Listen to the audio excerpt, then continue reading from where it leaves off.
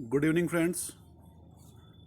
Lesson number 14 जो है परमाणु, वो हमने समाप्त कर लिया है। बहुत से छात्र उस चैप्टर को नहीं पढ़ पाए, आधा पढ़ा है कईयों ने, तो वो आपस में अपने वीडियो जो मेरे वीडियो है वो शेयर कर लें आपस में। अब आज से हम कंटिन्यू पढ़ेंगे चैप्टर नंबर 13, जिसका नाम है प्रकाश विद्युत प्रभाव एवं द्रव्य तरंगे। ये पाठ अपने आप में महत्वपूर्ण और 4 नंबर का पाठ है, और कम मेहनत में हम इस पाठ में अच्छा स्कोर कर सकते हैं। और कई बार तो इस पाठ से केवल परिभाषाएं आती है, 4 नंबर के अंदर 2 नंबर की परिभाषाएं आती है और 2 नंबर का कोई या तो एग्जाम्पल आ जाएगा या फिर कोई न्यूमेरिकल आ जाएगा इसमें से। तो ये पाठ एक बेहद अच्छा पाठ है, लेकिन इसके स्टार्टिंग वीडियोस हमें मिस नहीं करने, क्योंकि वरना आगे हमारे ये पाठ समझ में नहीं आएगा। ठीक है, तो सबसे पहले हम पढ़ना चाह रहे हैं कि प्रकाश विद्युत प्रभाव क्या है। कुछ इसकी बेसिक परिभाषाएं पहले, उसके बाद एक एक्सपेरिमेंट आएगा, और उसके बाद कुछ व्याख्याएं आएंगी, वो हमें इसमें करनी होंगी सारी, पर वो हम आगे करते रहेंगे। सबसे पहले हमें पढ़ना है कि प्रकाश विद्युत प्रभाव क्या है, होता क्या है बेसिकली ये। तो समझते हैं इसको एक बार। देखो, धातु की कोई सरफेस है, कोई सतह है धातु की, ठीक है। धातु की सतह में असंख्य परमाणु होते हैं, और परमाणु में हमने पहले बताया आपको, सेंटर में नाभिक होता है और बाहर इलेक्ट्रॉन घूमते रहते हैं। धातु की सतह है ये, और ये मान लीजिए एक परमाणु है, उसका नाभिक ये है, और इलेक्ट्रॉन्स जो हैं वो उसमें चक्कर लगा रहे हैं। ठीक है, अब एक कंसेप्ट हमने पहले पढ़ा हुआ है, केमिस्ट्री में पढ़ा होगा आपने, बद्ध इलेक्ट्रॉन और मुक्त इलेक्ट्रॉन। तो ध्यान दीजिए, परमाणु में जो इलेक्ट्रॉन नाभिक के समीप होते हैं, नाभिक के पास में होते हैं, उन पर नाभिक का आकर्षण ज़्यादा होता है, इसलिए उनको हम बोलते हैं बद्ध इलेक्ट्रॉन। कैसे इलेक्ट्रॉन होते हैं वो? बद्ध इलेक्ट्रॉन। लेकिन वे इलेक्ट्रॉन जो इस सेंटर से, इस जो हमारा नाभिक है, इस नाभिक से दूर है अपेक्षाकृत, तो उन पर नाभिक का प्रभाव नगण्य होता है, और वो उस नाभिक को छोड़ करके उस धातु की सतह में मुक्त रूप से घूमते रहते हैं। आई क्या बात समझ में? 2 प्रकार के इलेक्ट्रॉन हुए। इलेक्ट्रॉन तो वही हैं, लेकिन बद्ध कौन से होंगे? जो नाभिक के प्रभाव में रहते हैं। और मुक्त कौन से होंगे? जो नाभिक से अपेक्षाकृत दूर हैं, जिन पर नाभिक का प्रभाव नगण्य होता है, उन्हें हम कहते हैं कौन से इलेक्ट्रॉन? Free electrons. ठीक है, अब इन फ्री इलेक्ट्रॉन्स की ही हम बात करेंगे। ठीक है, तो देखिए एक बार, धातु की सतह है, उसमें सपोज कीजिए इस प्रकार से ये फ्री इलेक्ट्रॉन्स है, मुक्त इलेक्ट्रॉन्स। अब सुनो ध्यान से, फ्री इलेक्ट्रॉन्स जो हैं, यद्यपि ये नाभिक से तो फ्री हैं, लेकिन ये धातु की सतह में भी, सतह के अंदर घूम सकते हैं, लेकिन इनमें इतना पावर नहीं है कि ये सतह को पार करके बाहर आ जाएं। इस सतह को ये पार करके, ओवरकम करके बाहर नहीं आ सकते, सिर्फ सतह के अंदर फ्रीली घूम सकते हैं। अब हमें करना क्या होगा? डेफिनेटली हमें इन इलेक्ट्रॉन्स को सरफेस से बाहर निकालने के लिए, सरफेस से बाहर निकालने के लिए कई सारे इलाज हमारे पास होते हैं। इस चैप्टर में हमें जो पढ़ना है वो पढ़ना है लाइट के द्वारा। ठीक है, अब लाइट क्या करेगी साहब? तो देखिए, धातु की सतह ये हो गई, जब इस पर प्रकाश आपतित होगा, फोटॉन्स के रूप में होता है वो आपतित, उसे हम आगे पढ़ेंगे। जब इन इलेक्ट्रॉनों पर प्रकाश आपतित होगा, तो इन इलेक्ट्रॉनों को इतनी ताकत मिल जाएगी, इतनी ऊर्जा मिल जाएगी कि ये उस धातु की सतह को छोड़ करके और सरफेस से बाहर निकल जाएंगे, सतह से उत्सर्जित हो जाएंगे। ठीक है, अब इलेक्ट्रॉन्स बाहर निकल रहे हैं, वापस प्रकाश आया तो इलेक्ट्रॉन बाहर निकले। ठीक है, तो ये हुआ प्रकाश विद्युत प्रभाव। क्यों हुआ? क्योंकि इलेक्ट्रॉन बाहर निकले। इलेक्ट्रॉन मतलब क्या? विद्युत धारा। पढ़ा है हम लोगों ने, आवेश के प्रवाह की दर को क्या कहते हैं? हम विद्युत धारा कहते हैं। तो इसका अर्थ क्या हुआ, वापस बोल रहा हूँ मैं, प्रकाश विद्युत प्रभाव क्या है ये, कि कोई प्रकाश धातु की सतह पर आपतित हुआ और उसके द्वारा मुक्त इलेक्ट्रॉन धातु की सतह को छोड़ करके और बाहर आ गए, तो प्रकाश के द्वारा क्या उत्पन्न हो गई, इलेक्ट्रिसिटी, विद्युत। तो क्या नाम देंगे इसका, प्रकाश विद्युत प्रभाव। प्रकाश के द्वारा विद्युत का उत्पादन हो रहा है, ठीक है। इंग्लिश में बोलते हैं इसको फोटो इलेक्ट्रिक इफेक्ट। फोटो प्रकाश के लिए, इलेक्ट्रिक विद्युत के लिए, और इफेक्ट यानी प्रभाव, ठीक है। अब सुनो साहब, अब मुद्दे की बात यह आती है, आप पूछेंगे कि सर किसी भी प्रकाश को हम डालेंगे धातु की सतह पर तो क्या इलेक्ट्रॉन निकलेंगे क्या? नहीं, इलेक्ट्रॉन धातु की सतह से तब तक नहीं निकलेंगे जब तक एक विशिष्ट आवृत्ति का, किस आवृत्ति का, एक विशिष्ट आवृत्ति का प्रकाश जब तक आपतित नहीं होगा तब तक इलेक्ट्रॉन नहीं निकलेंगे।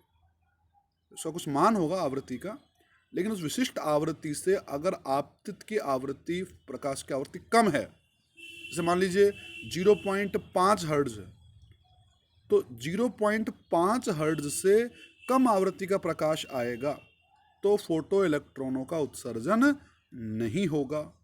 केवल कब होगा? जब 0.5 से ज़्यादा आवृत्ति वाले, हर्ट्ज वाले प्रकाश उस पर आपतित होगा, ठीक है। तो क्या कोई भी प्रकाश इलेक्ट्रॉनों का उत्सर्जन करवा सकता है क्या? नहीं सर, केवल विशिष्ट आवृत्ति का ही प्रकाश विद्युत उत्पादित करवा सकता है। इसे हम कहते हैं प्रकाश विद्युत प्रभाव। और जो इलेक्ट्रॉन्स निकलेंगे उसे हम बोलेंगे फोटो इलेक्ट्रॉन्स। क्या बोलेंगे उनको? Photo electron. क्योंकि फोटो इलेक्ट्रॉन का मतलब ये नहीं कि अलग से इलेक्ट्रॉन कुछ है। फोटो इलेक्ट्रॉन का मतलब वो इलेक्ट्रॉन ही है, पर वो उत्पादित किससे हुए हैं? फोटो यानी प्रकाश से। तो क्या नाम दिया उसका हमने? Photo electrons.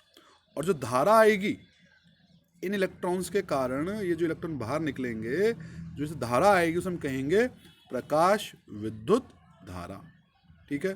तो कई बार तो परिभाषा आ जाती है ये कि प्रकाश विद्युत प्रभाव किसे कहते हैं। तो आप सिंपल बोलेंगे कि जब किसी धातु की सतह पर एक विशिष्ट आवृत्ति का प्रकाश आपतित होता है, बोलना है वर्ड, ध्यान रखना, विशिष्ट आवृत्ति, तो धातु की सतह से इलेक्ट्रॉनों का उत्सर्जन होता है। इस घटना को हम क्या बोलते हैं? प्रकाश विद्युत प्रभाव या फोटो इलेक्ट्रिक इफेक्ट हम इसे कहते हैं, ठीक है। और धातु की सतह से उत्सर्जित होने वाले धातु की सतह से उत्सर्जित होने वाले इलेक्ट्रॉनों को हम कहेंगे फोटो इलेक्ट्रॉन। और धारा जो निकलेगी उसे हम कहेंगे प्रकाश विद्युत धारा या फोटो इलेक्ट्रिक करंट, ठीक है। पढ़िए, रीड कीजिए, ये लिखा हुआ है स्क्रीन पे। जब किसी धातु की सतह पर एक विशिष्ट आवृत्ति का, हर आवृत्ति का नहीं, किसका? एक विशिष्ट आवृत्ति का प्रकाश आपतित होता है तो धातु की सतह से इलेक्ट्रॉनों का उत्सर्जन होता है, और इस घटना को प्रकाश विद्युत प्रभाव या फोटो इलेक्ट्रिक प्रभाव कहते हैं। धातु की सतह से उत्सर्जित इलेक्ट्रॉनों को फोटो इलेक्ट्रॉन तथा इन इलेक्ट्रॉनों के कारण परिपथ में जो धारा आई है, उसे धारा जो प्राप्त हुई है, प्रवाहित धारा जो है, उसे हम कहेंगे प्रकाश विद्युत धारा। Clear first topic? ठीक है। नेक्स्ट टॉपिक है देहली आवृत्ति। कौन सी आवृत्ति? देहली आवृत्ति। बहुत बार, कम से कम 10 बार पूछा गया है परिभाषा कि प्रकाश विद्युत प्रभाव के संदर्भ में देहली आवृत्ति किसे कहते हैं। तो सुनिएगा ध्यान से एक बार, मुझे बताइए, ये हमारे पास धातु की सतह थी, ये इलेक्ट्रॉन्स आ रहे थे। कौन से इलेक्ट्रॉन्स हैं ये? मुक्त इलेक्ट्रॉन्स, ठीक है। अब सुनो, इन मुक्त इलेक्ट्रॉनों को हमें धातु की सतह से छुड़वाना है, ठीक है। अब इसको एक एग्जाम्पल समझिए आप लोग। हमारी स्कूल में अगर आप जैसे पढ़ रहे हैं 12वीं क्लास में ना, आपको कोई छुट्टी दिलवाना चाहता है स्कूल से हाफ टाइम में, इंटरवल के अंदर, तो बताइए आप के घर से कोई व्यक्ति आएगा और वो ये कहेगा कि सर हमारा बच्चा 12वीं में पढ़ता है, उसे छुट्टी दे दीजिए आप, ठीक है। मान लीजिए आपके घर से एक बच्चा आता है 3 साल का, ठीक है, वो आके बोलता है छुट्टी कर दो साहब हमारे दीदी की या भैया की। तो क्या हम लोग छुट्टी कर देंगे क्या? नहीं, हम छुट्टी नहीं करेंगे, क्योंकि वो एक विशिष्ट उम्र का व्यक्ति नहीं है। अगर एक 15-16 साल का या 20 साल का या 25 साल का आदमी आगे कहेगा तो ही हम छुट्टी करेंगे, क्योंकि 2-3 साल का बच्चा तो अभी अबोध है और उसे पता नहीं है क्या है चीज़ें। तो यही बात यहाँ पर लागू होती है कि जो आवृत्ति है, जो प्रकाश आएगा, तो क्या प्रत्येक आवृत्ति के प्रकाश के द्वारा इलेक्ट्रॉन बाहर निकल जाएंगे क्या? नहीं, इलेक्ट्रॉन तो केवल एक विशिष्ट आवृत्ति के प्रकाश से ही बाहर निकलेंगे, एक न्यूनतम आवृत्ति के प्रकाश। ठीक है, और उस न्यूनतम आवृत्ति को हम कहते हैं देहली आवृत्ति। ठीक है, तो सुनिएगा ध्यान से एक बार। जैसे ये प्रकाश आया और ये इलेक्ट्रॉन पर गिरा और इलेक्ट्रॉन ने ऊर्जा प्राप्त की और इलेक्ट्रॉन ऊर्जा प्राप्त करके सतह से बाहर निकल गया। तो ये जो फोटोन आया, ये जो प्रकाश आया, इस प्रकाश की एक न्यूनतम आवृत्ति होगी, जो किसके लिए आवश्यक है? इलेक्ट्रॉन्स को निकालने के लिए आवश्यक है। तो उसे हम क्या बोलेंगे? देहली आवृत्ति। ठीक है, क्या सभी आवृत्ति पर ऐसा होगा क्या? नहीं, सब पर ऐसा नहीं होगा। एग्जाम्पल के लिए लेता हूँ, सपोज कीजिए एक धातु के लिए जो आवृत्ति है दैट इज 0.5 हर्ट्ज। तो इसका मतलब क्या है? इसका मतलब ये है कि जब प्रकाश की आवृत्ति 0.5 हर्ट्ज या इससे ज़्यादा होगी तो ही इलेक्ट्रॉन धातु से निकलेंगे, अदरवाइज इलेक्ट्रॉन धातु से तो नहीं निकलेंगे। अगर प्रकाश 0.5 हर्ट्ज से कम का होगा तो इलेक्ट्रॉन नहीं निकलेंगे। ठीक है, तो क्या परिभाषा होगी? पढ़िए इसको एक बार, लिखा हुआ है, हेडिंग लिखिए, देहली आवृत्ति। किसी धातु की सतह से इलेक्ट्रॉन उत्सर्जन के लिए आपतित प्रकाश की आवश्यक न्यूनतम आवृत्ति। सुना ध्यान से, क्या लिखा हुआ वर्ड? आवश्यक न्यूनतम आवृत्ति को हम क्या कहते हैं? देहली आवृत्ति। ठीक बात है, आपतित प्रकाश की जो न्यूनतम आवृत्ति है, आवश्यक न्यूनतम आवृत्ति, उसी को हम कहते हैं देहली आवृत्ति। ठीक है, और इस देहली आवृत्ति का संकेत होगा न्यू जीरो। संकेत क्या होगा इसका? न्यू जीरो होगा। और क्योंकि है तो आवृत्ति ही, तो एसआई पद्धति में इसका मात्रक क्या होगा? एच जेड, मतलब हर्ट्ज। हर्ट्ज इसका मात्रक होगा। लिखा हुआ है ये, देहली आवृत्ति का संकेत न्यू जीरो तथा इसका मात्रक हर्ट्ज होता है। अगली बात, किसी धातु की सतह से फोटो इलेक्ट्रॉनों के उत्सर्जन के लिए आपतित प्रकाश की आवृत्ति कितनी होनी चाहिए? देहली आवृत्ति के बराबर या इससे अधिक होनी चाहिए। देहली आवृत्ति के बराबर कब होगा? फोटो इलेक्ट्रॉनों का उत्सर्जन कब होगा? सर, जब आपतित प्रकाश की आवृत्ति कितनी होगी? देहली आवृत्ति की या तो बराबर या उससे ज़्यादा। उससे कम हुई तो नहीं सर, आपका जो फोटो इलेक्ट्रॉन्स है उनका उत्सर्जन तो नहीं होगा। ठीक है, क्लियर है पॉइंट। अगली बात, देहली आवृत्ति का मान धातु की पृष्ठ की प्रकृति पर डिपेंड करेगा। यानी अलग अलग धातु अगर हैं तो उनके लिए डेफिनेटली देहली आवृत्ति का मान कैसा होगा? अलग अलग होगा। क्षारीय धातुएं, याद कीजिए आवर्त सारणी में जो क्षारीय धातु कौन सी होती है? प्रथम जो अपने कॉलम में होती है, example sodium, potassium, rubidium, caesium आदि के लिए देहली आवृत्ति क्या होती है? कम। जबकि जो जिंक, कैडमियम, मैग्नीशियम जैसे धातु है, इनके लिए देहली आवृत्ति का मान उच्च होता है। आइए बात समझ में, बहुत इंपॉर्टेंट पॉइंट है, इसको याद कीजिएगा। नेक्स्ट टॉपिक है कार्य फलन। नेक्स्ट टॉपिक है कार्य फलन, वर्क फंक्शन।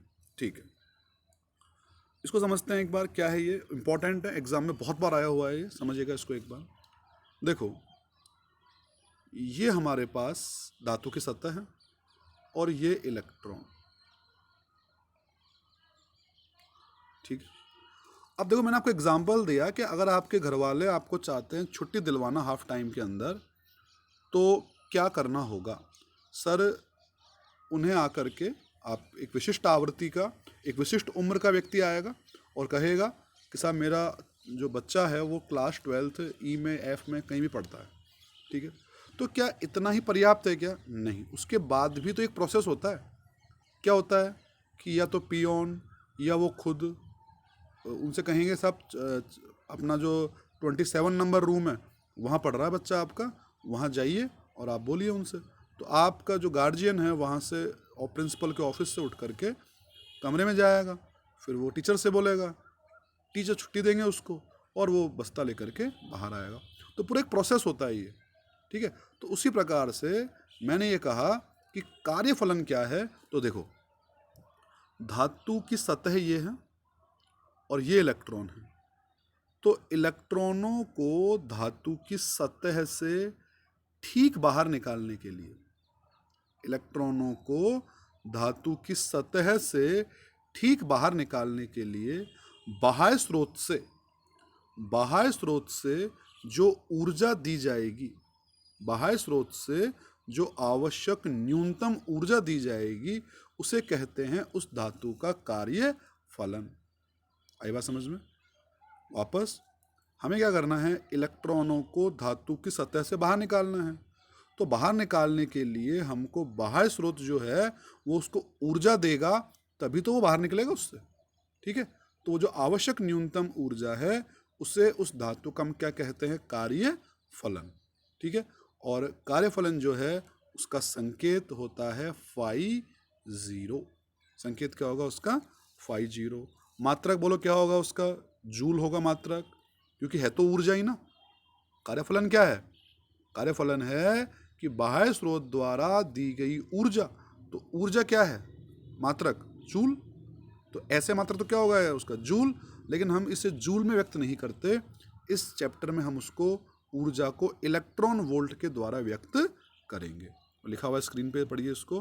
किसी इलेक्ट्रॉन को धातु की सतह से ठीक बाहर निकालने के लिए बाह्य स्रोत के द्वारा दी गई आवश्यक न्यूनतम ऊर्जा उस धातु का क्या कहलाएगी, कार्यफलन। संकेत क्या है इसका, फाई जीरो। संकेत क्या है, ये लिखा हुआ है स्क्रीन पे। कार्यफलन को ऐसा ही मात्रक जो है जूल होता है, परंतु सामान्यतः इसे इलेक्ट्रॉन वोल्ट में व्यक्त करते हैं। अगली बात, अब साहब दो चीज़ें हो गई, एक तो दहली आवृत्ति और एक हो गया आपका कार्य फलन। तो इनमें संबंध क्या होता है, संबंध हम आगे निकालेंगे, पर अभी आपको याद रखना है। बताओ, कार्य फलन का सिंबल क्या था, फाई जीरो, और दहली आवृत्ति का क्या है, न्यू जीरो। तो अगर मैं एक एच लगा दूं, एक नियतांक लगा दूं, तो ये बराबर हो जाएंगे। मतलब फाई जीरो बराबर एच न्यू जीरो, यानी फाई जीरो बराबर H nu zero. Phi zero क्या है, कार्यफलन, न्यू जीरो क्या है, दहली आवृत्ति। संबंध हो गया। ये कोई नया संबंध नहीं है, ये कोई नया संबंध नहीं है। याद कीजिए, आपने कहीं पढ़ा होगा ई जी जो एनर्जी होती है फोटॉन्स की, वो एच न्यू तो होती है, तो वही तो है। ई एनर्जी है तो फाई जीरो एनर्जी है, और न्यू की जगह न्यू जीरो आ गया, ठीक है। तो ये इनमें हो गया रिलेशन, किस किस में, कार्यफलन में और आपतित की जो प्रकाश की दहली आवृत्ति है, फाई जीरो और न्यू जीरो में, ठीक है। और एच कांस्टेंट है, कॉल्ड प्लांक कांस्टेंट, ठीक है। Thank you. ये टॉपिक तीनों बहुत इंपॉर्टेंट है, शुरुआत यहीं से होती है। कल हम इससे आगे प्रकाश विद्युत प्रभाव जो है उसका कार्यफलन जो है, सॉरी, उसका जो प्रैक्टिकल सेटअप है उसकी हम बात करेंगे। Thank you.